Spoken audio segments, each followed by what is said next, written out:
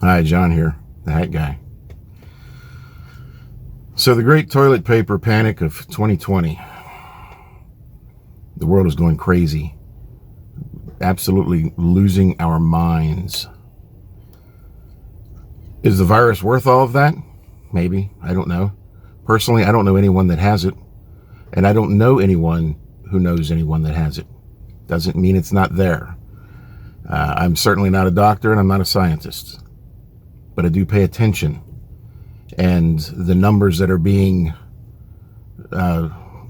given to us over the number of people infected and the number of people who have died are on a global scale. And as far as an epidemic or a pandemic or relating it to any virus or event of this nature that's happened in the past 20 years, it's the numbers simply aren't there for the level of panic that we're seeing.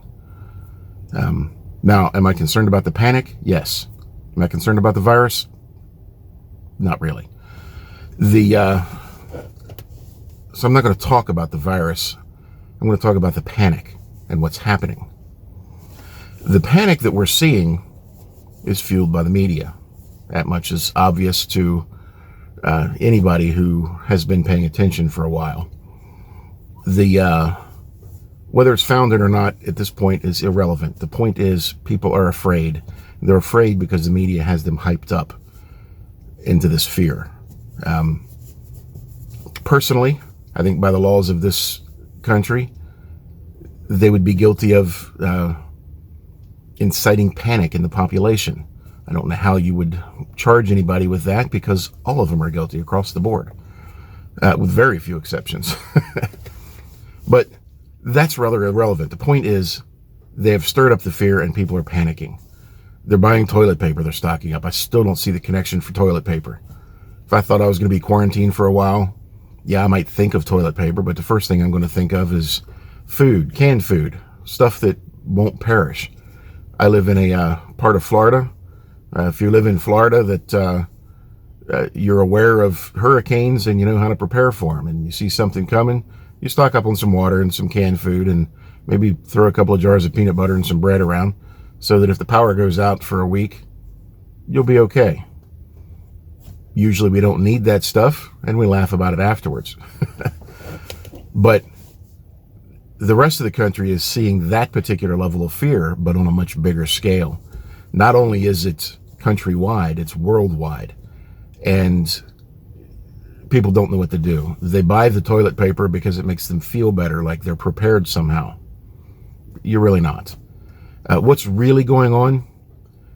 I don't have another hat with me. If I did, I would put on a conspiracy theory hat because this is going to sound like a conspiracy theory, but this is my opinion and this is what I can see happening. And I hope and I pray that I'm wrong. Preface it with that.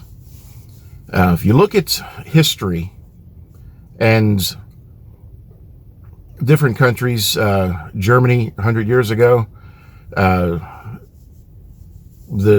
Soviet Union a little over 100 years ago, it's these places started out peaceful countries that had populations of people that were not vastly different from us. Technology might have been a little bit different then, but that was it. People just wanted to do their own thing, and the government was there to protect them, and that was it. And they didn't, most part of their lives, they didn't even think about the government. It didn't affect them largely. But then something happened. Some event happened, or some revolution happened, or something happened that changed things. And change can be a good thing. Change can be a bad thing. This panic that we're seeing now is a type of change that could easily become a very bad thing. I don't know what any of us can do to stop it because, toilet paper is a great example. If I went in last weekend to buy some toilet paper, not because I wanted to panic, but because I was getting low. It was the time to buy toilet paper. I do that on occasion. I've been using toilet paper all of my life. I've been using soap all of my life. These are not new items to me. Apparently they are to a lot of people. But I digress. I went in to buy toilet paper, and that was my first indication that there was a panic about toilet paper. I was stunned. But the point was, I still had to buy toilet paper. I found some because I happened to run out early in this whole panic nightmare. But if you are at the point now where you haven't bought any and you have a roll or two left, you're in trouble because nobody has any, and every little bit that comes on a shelf now is going to be snatched up by panic buyers for the foreseeable future. It's madness and it's insanity. I cringe at the thought, but I can foresee us going back to a time that would be, well, as an example, like my mother. She raised 4 kids. I'm the oldest of the 4, and the youngest is considerably younger than me. I vividly remember her as a baby. And I remember my mother using exclusively cloth diapers. She couldn't see buying brand name disposable diapers when she had used cloth diapers all her life. Yeah, they got messy. She would clean them up, wash them, dry them, and reuse them. That was how people did it for years before Pampers and Huggies came on the market. But I hate to see us get to a point where we have to do something like that in lieu of toilet paper. Not looking forward to that. Am I prepared for it? Yeah, I could survive. I wouldn't be happy about it. At any rate, if you look at this on a global scale, and if you've been paying attention for the past, I've been watching this close for the past 20 years, seeing what's the trends, where things are going. I'm a fan of history. I study history, and I'm not a history professor, don't get me wrong, but I am aware of history and I study history. The trends that have been happening has been this push for a global economy.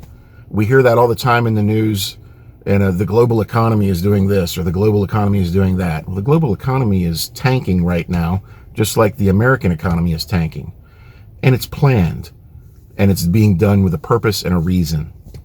And a lot of you aren't going to agree with me on this, but this is the way I see it, and I thought this was important enough to share. The trend and the desire of a handful of people. There's a lot of people who are power hungry, and a lot of these people who are power hungry have a certain amount of power. Some of these people want power on a world domination type of scale. We've seen all the adventure movies and the spy movies in the past where somebody was trying to take over the world. I believe we're in a scenario where that's happening right now before our very eyes. Someone is trying to take over the world. I don't know who it is. I know who some of the players are, but I don't know who is ultimately in charge. Well, who's ultimately in charge of that particular scenario, in my opinion, is Satan. Won't go down that road right now. But at any rate, somebody with evil intentions is trying to take over the world, and they figured out a way to do it. The opposition that our president has had over the last 3.5 years has been astronomical when you look at the opposition other presidents have had before him. And all of that was an effort to bring him down, because I firmly believe, and this goes back to when George W. Bush was president. Let's start there. It actually goes well before that, but I really became aware of it at that point and really started watching things close. When George Bush was president, and I don't remember the actual date. If I can find it, I'll put it on the screen here. But he signed an agreement with Vicente Fox, who was the president of Mexico, and the leader of Canada. I'm not sure of his name, or I don't know if he's a prime minister or what. I believe he's a prime minister, but at any rate, George W. Bush signed an agreement with the leaders of these two nations, our two nations that we share a border with. And they formed what they called the United States of North America. I remember reading this in a newspaper. It wasn't a front page article. It was page 3 or 4 or 5, something like that. And then it was never spoken of again. I never saw it on television news, and it had a very limited exposure on the internet.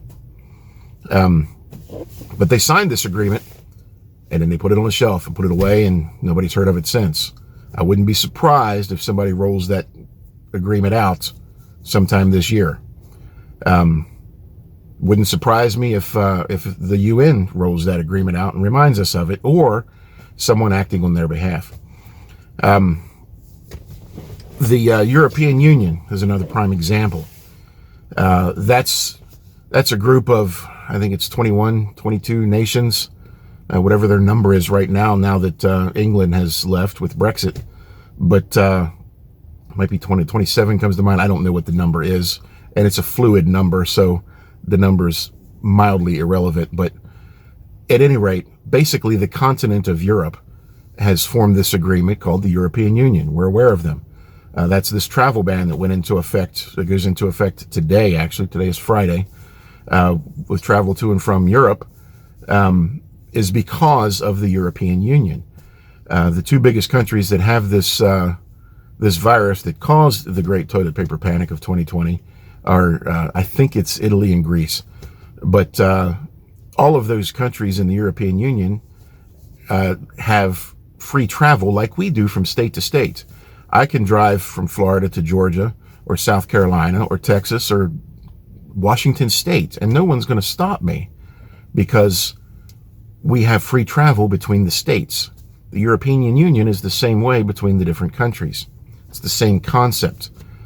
So you can't just restrict traffic from Italy or Greece and expect to contain a virus outbreak, because people can travel freely among all of the nations on that continent. So the travel ban was put in place over the whole continent. That's where that came from.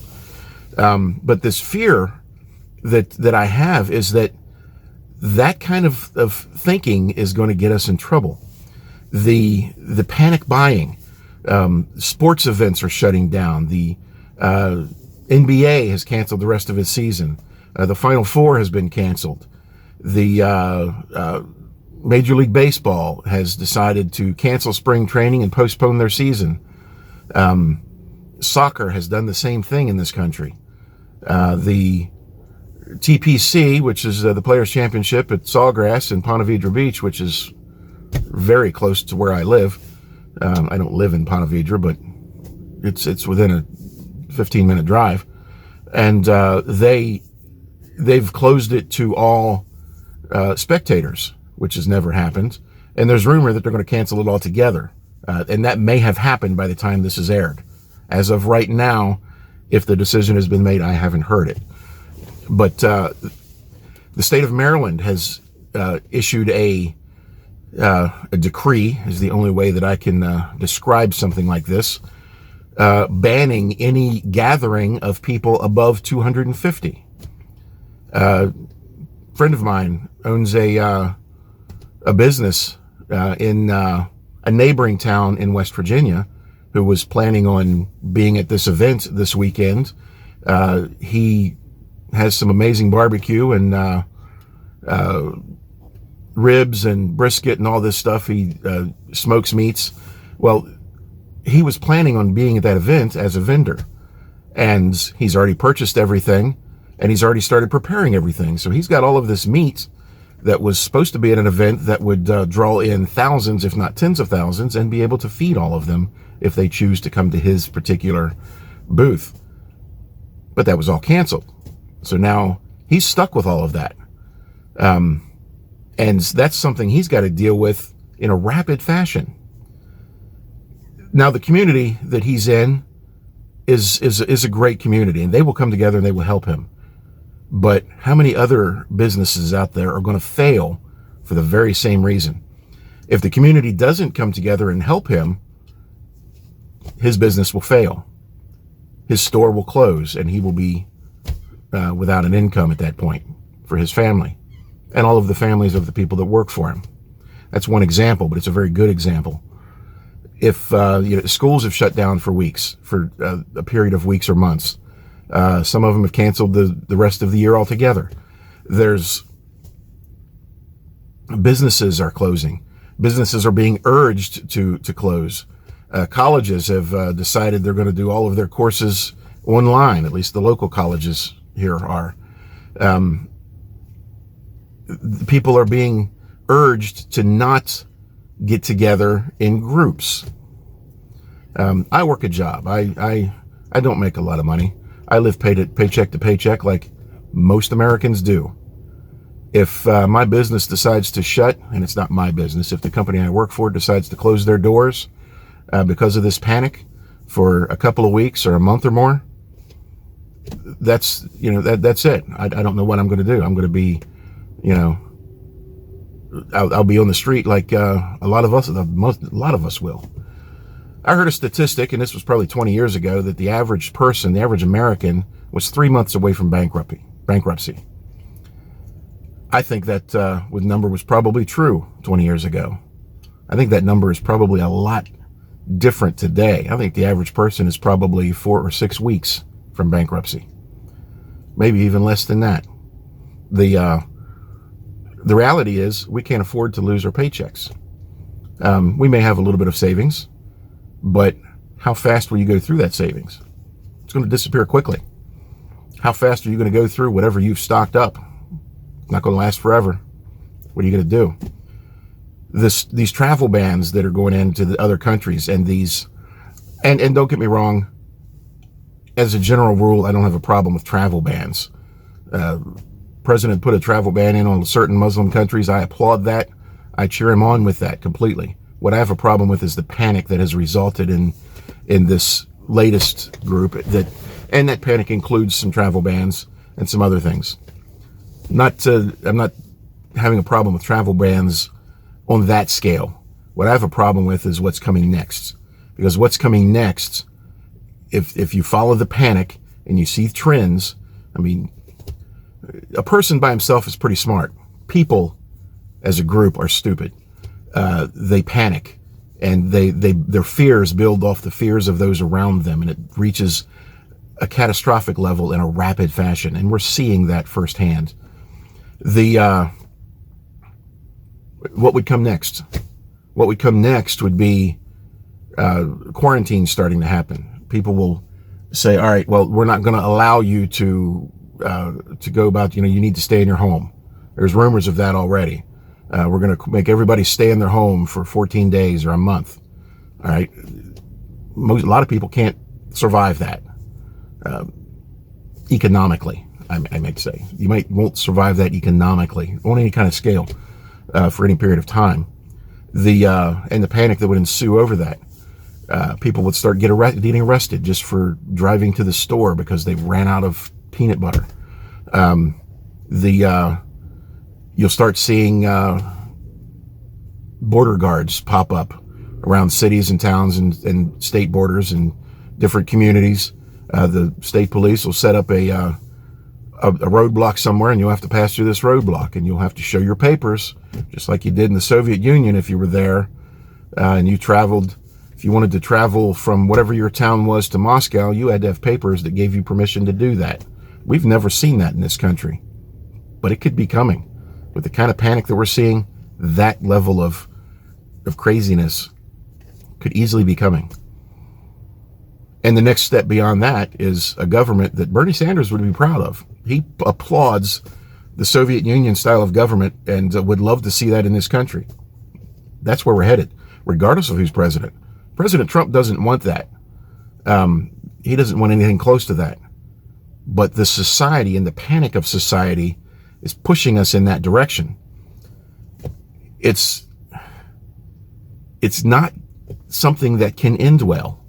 This is a panic that, if it keeps going unchecked, will build to the point that we will be living under the heavy boot print of what the general public lived in Nazi Germany, or the citizens lived in the Soviet Union, or in China, or in North Korea, or any of these places that are run by zealous dictators. I never thought I would see it in this country.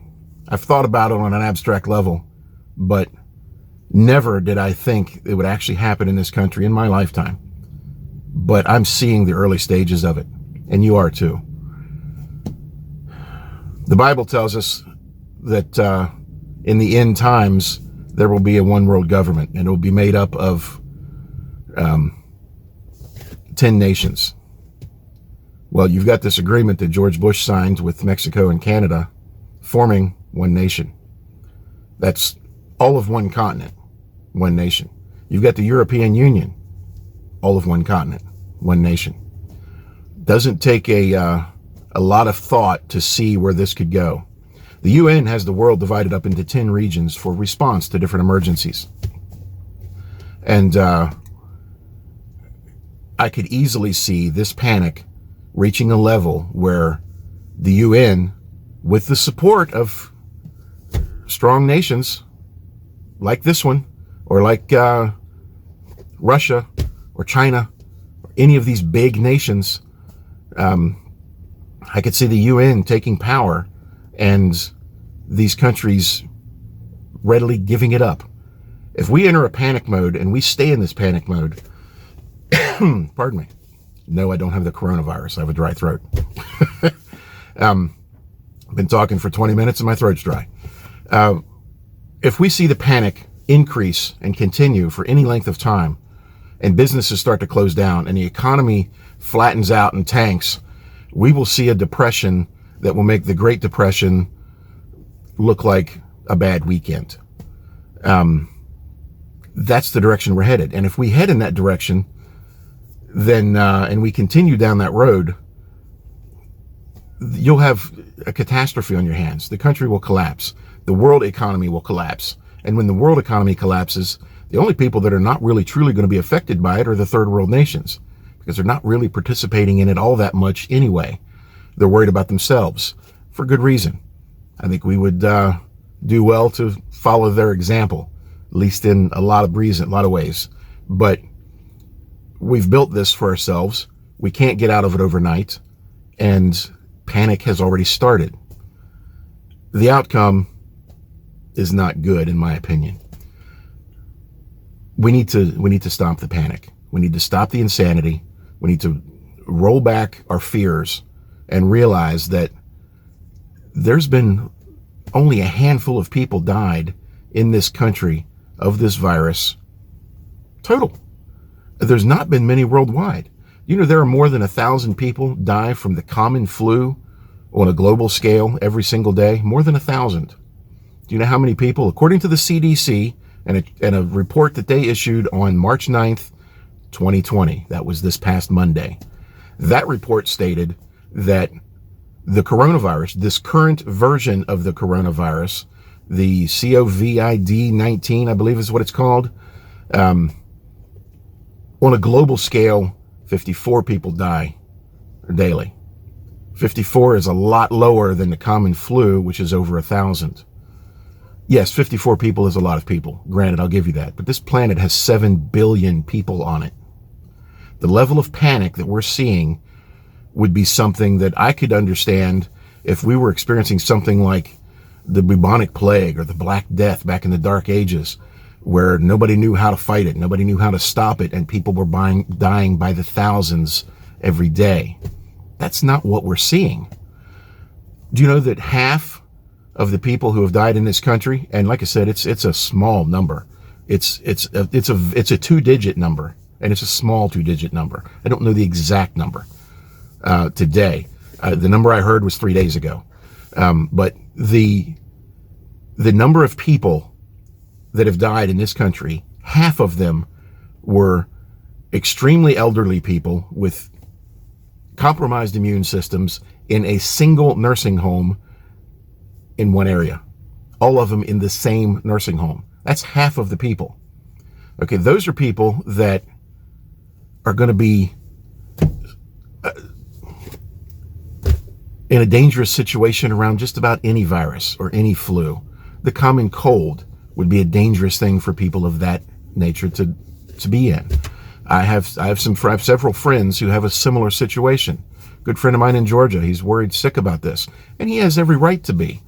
He's worried sick about the common flu. He's worried sick about any virus that his son might bring home, and he has every right to do that. I understand his fear and his panic, but his system can't fight it.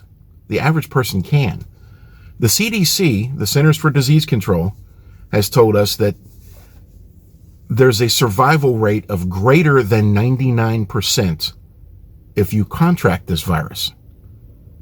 That's not a fear level or a panic level epidemic. Or pandemic is the word they're using today. This pandemic is fueled by the media, and it's brought about by a desire of a handful of people to bring down our current president and destroy this country utterly. They hate America. They want a global economy, and they want a global government. They want the UN to be in charge, and that can never happen as long as the United States is standing and is strong. But I think they found a way to bring us down, and we're seeing the early stages of it. And it frightens me. The virus doesn't frighten me in the least. The panic and what I can see happening in the future frightens me to no end. But the Bible tells us that we're all going to be okay. Those of us who believe in Jesus and accept him as our Savior, we'll be fine. Ultimately, we'll go to heaven and we'll be great. Things will be wonderful. But in the meantime, while we're here on this earth, we have to deal with this. And I really don't want to. I don't want to get through this. I will. I mean, I'm not going to do anything crazy. But I'm not looking forward to going from the relatively cushy lifestyle that I've had, even with a low salary job, to that of a third world nation and a starving population. Not looking forward to that. I'm a big guy. I like to eat. Yeah, if all the food's taken away, I'm going to survive a lot longer just on the the nutrients my body has stored up over the years. It's going to take a lot longer for me to starve to death than it will, your average runway model. But I don't want to do that. I'm not looking forward to that. And I'm not saying that's where we're going. It is a possibility, but we need to control our panic. And if you're in any kind of a position that you can control panic, at least on your own little local or small area, then do it, because the panic is getting out of hand and it needs to stop, because the end is not good. But that's just my opinion. I apologize for this being a lengthy rant with a somewhat negative overtone, but I felt it needed to be said. More than anything I've said on here or anywhere else, this needed to be said. And the people need to be aware of what's going on, and you need to stop the panic. Put your faith in God. That's first and foremost everywhere. Put your faith in God. Put your faith in Jesus Christ. Stop the panic, and we'll get through this. I'm John. I'm the Hat Guy, and that's my opinion.